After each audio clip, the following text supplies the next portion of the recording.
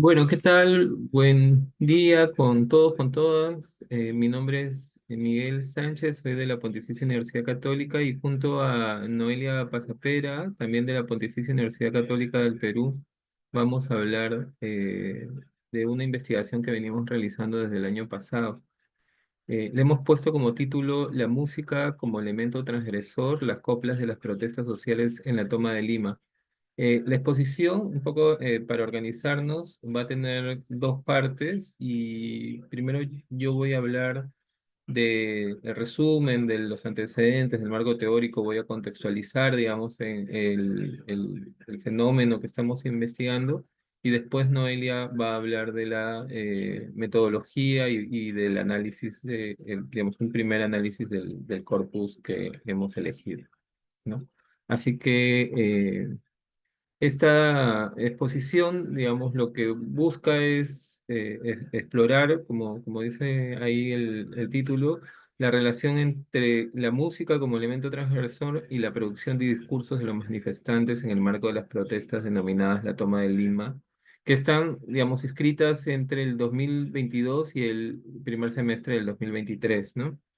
Que son, digamos, protestas muy particulares, no solo por la violencia y por lo masivo que fueron, sino porque producto de estas protestas murieron 60 personas, muchas de ellas asesinadas, ¿no? Por efectivos policiales y del ejército en el contexto de las protestas, ¿no? Y además circunscritas en la mayoría en un radio geográfico vinculado al sur andino peruano, ¿no? En ese contexto, digamos, aparece una copla carnavalesca denominada Esta democracia ya no es democracia, que es replicada en estas distintas regiones del país, ¿no? Siendo bastante popular. Qué interesante, y eso vamos a verlo después, cómo esta copla no solo se masificó, sino además se resignificó, ¿no? A partir de la lírica del texto, ¿no? Finalmente, digamos, sostenemos que estas coplas son una ventana para capturar el sentido del presente y nos pueden ayudar mucho a entender las dinámicas estructurales, así como los sentidos o significados que le atribuyen a diversos sexuales. Sobre los estudios previos, podríamos decir algunas cosas, ¿no? En relación a estos vínculos entre protesta social y música, ¿no? Eyerman y Jamison, por ejemplo, siguiendo a Raymond Wheeler, proponen que las canciones contribuyen a la dimensión afectiva de los movimientos sociales, ¿no? Casi, casi como se construyen en himnos y generan, digamos, una identidad, ¿no? Que es una idea que hemos estado discutiendo mucho con Noelia. Y en algunos casos estas canciones se escriben específicamente para un movimiento y en otros una canción antigua puede reutilizarse para nuevos contextos, ¿no? Este es el caso de la copla que hemos estado estudiando, titulada Esta democracia ya no es democracia, cuyo sonido, ¿no? Cuya melodía es una melodía, digamos, bastante reconocida en los carnavales, no solo de este año, del año pasado, sino ya a lo largo del tiempo, y cuya letra va cambiando, ¿no? Y en ese sentido es interesante también estudiar cómo estas letras que van cambiando se resignifican a partir del contexto, ¿no? El contexto de la violencia o del estallido del 2022-2023 era evidente que se filtre a través de estas letras digamos, la violencia y la represión y la indignación también de las personas en relación a eso, ¿no? Y en ese sentido podríamos entender a la música también como un espacio, digamos, privilegiado para forjar una acción política comunitaria o incluso para localizar las ideologías y narraciones tan diversas como dice aparte, ¿no? Eh, en relación a los antecedentes, ¿no? Nos interesa mucho el momento del carnaval, ¿no? Sobre todo el carnaval andino, aquí en el Perú, ¿no? Que, digamos, históricamente ha significado como un tiempo del año en donde hay un desfogue social, ¿no? Como decía Mijael Bakhtin, ¿no? Es un tiempo de subversión del orden social, ¿no? Los carnavales han cambiado, pero todavía se mantiene el humor, la picardía, un poco la ironía, ¿no? Y están, digamos, cargados también de un componente político-social, ¿no? En ese sentido, el carnaval andino peruano, ¿no? En las regiones de Ayacucho, Puno, que son del sur peruano, pero también en diversas regiones, como en Cajamarca, que más bien es el norte peruano, no es la excepción, ¿no? Y en ese sentido, en estas fechas, digamos, todo se subvierte, ¿no? Los constructos socioculturales se alteran y se da rienda suelta al subconsciente de la población, ¿no? Es un ritual lleno de emociones, ¿no? Como les decía, que se vincula con la emocionalidad del momento, ¿no? Y en el contexto del estallido, lo que sucede que hay mucho descontento, mucha frustración, mucho duelo, ¿no? Y que son liberadas o que aparecen, digamos, en la música y en estas comparsas que son cantadas en los recorridos por estas ciudades y pueblos andinos. Como dato, digamos, casi anecdótico, hubo algunos alcaldes, presidentes regionales que en el contexto del estallido social propusieron incluso prohibir, digamos, estas manifestaciones, ¿no? Al considerarlas, digamos, peligrosas. Eh, ¿Cuál es el contexto, no? El contexto es bien singular, porque para quienes conocen un poco la realidad política peruana, en los últimos años hemos tenido nada menos que 6 presidentes, ¿no?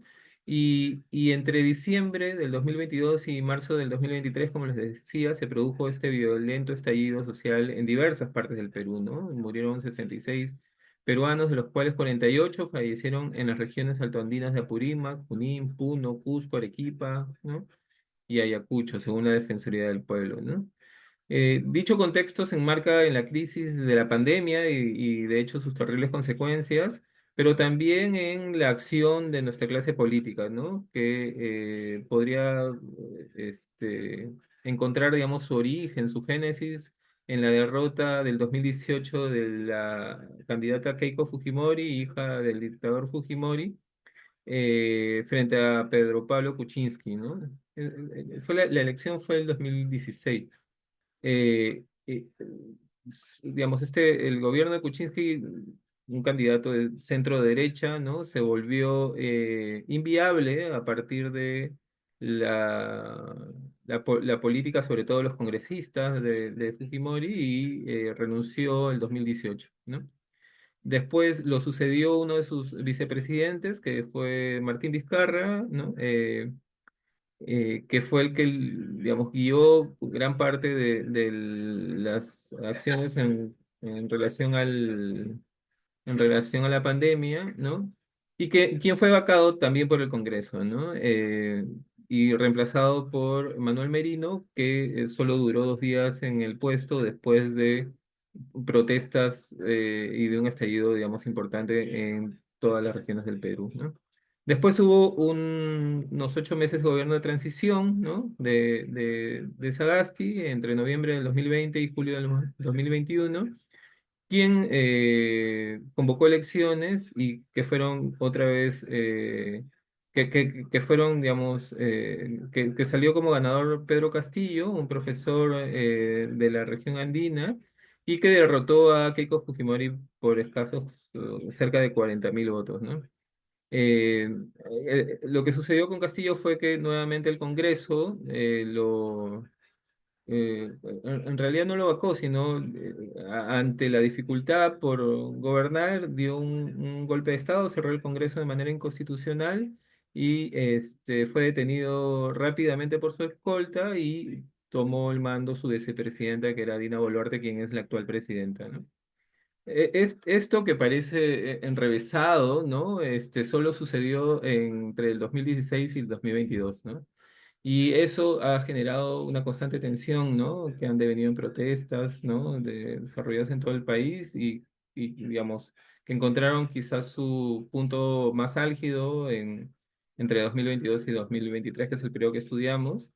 Y estas estuvieron acompañadas de prácticas artísticas tales como performance, teatro, baile, fotografía, graffiti, y también canciones que acompañaron la protesta como formas alternativas de interpelar a este poder, ¿no? Precisamente en este contexto es donde nos interesa, digamos, estudiar estas coplas que fueron utilizadas y que seguramente Noelia va a aproximarse un poco más a ellas.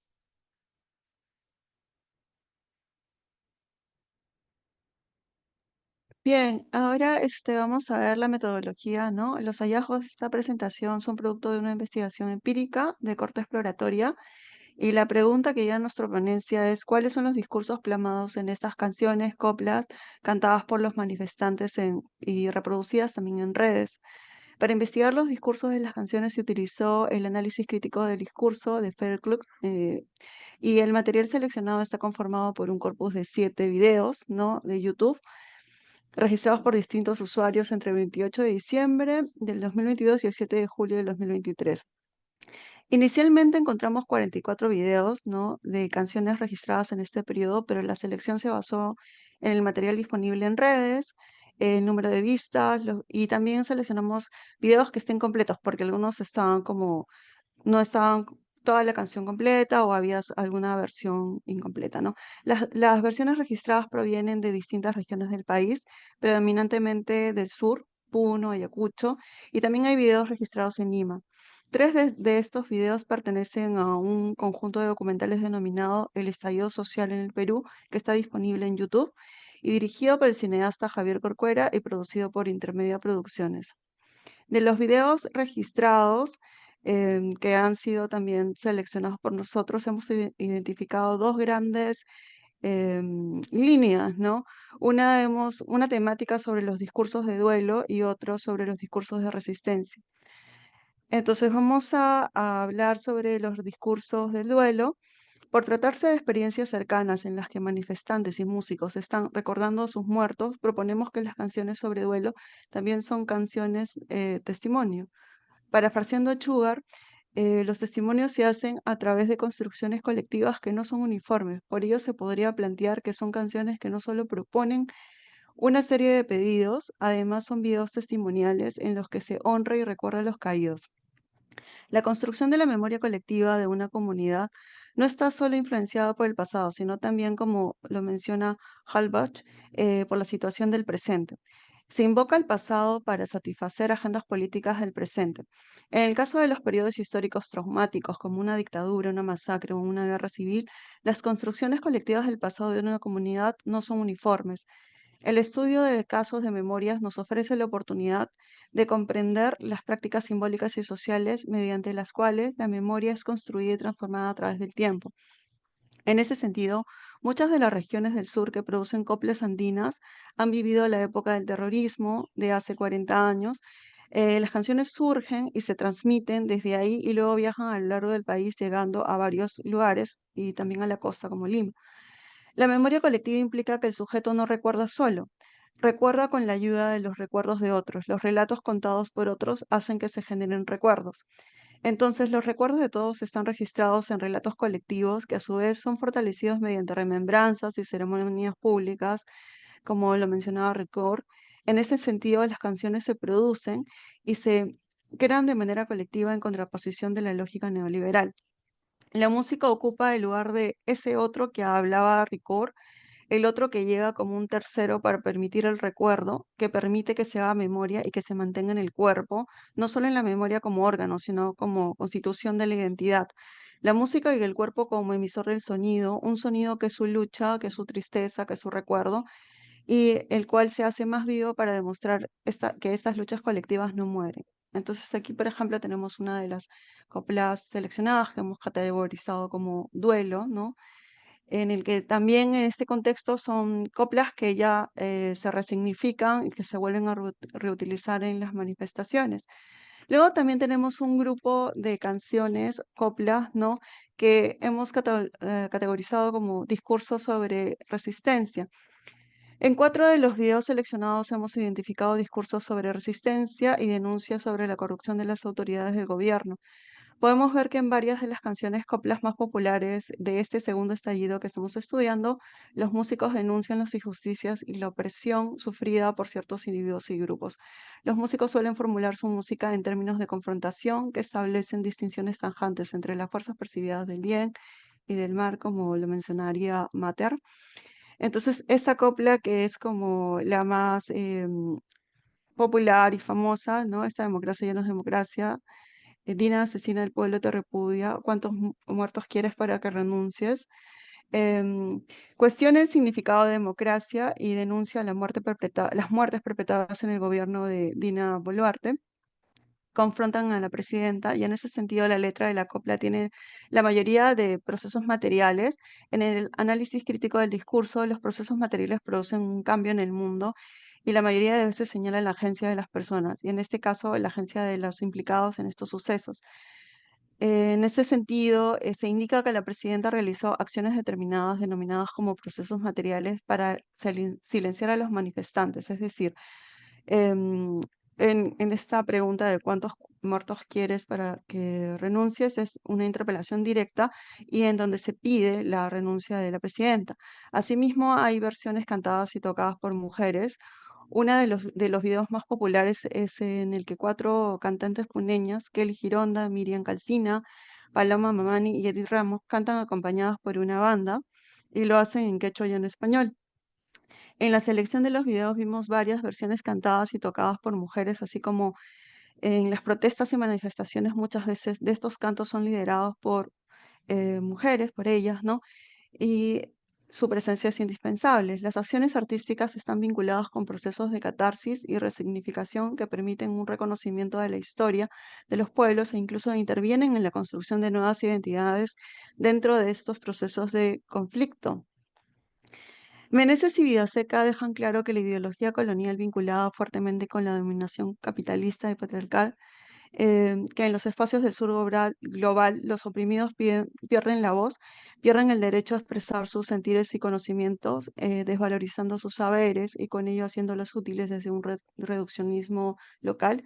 Sin embargo, las expresiones artísticas posibilitan la materialización de procesos de reconstrucción de memoria histórica y colectiva, lo cual puede de alguna manera brindar garantías de satisfacción para quienes las producen.